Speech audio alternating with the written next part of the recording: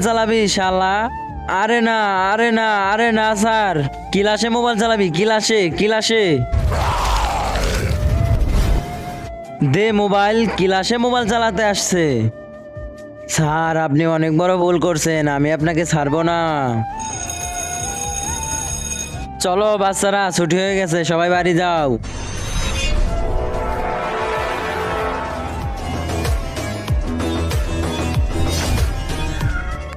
ক্লাসে মোবাইল নিয়ে আসা, একে তো আমি কালকে দেখবানে, আমি আজকে বাড়ি যাই।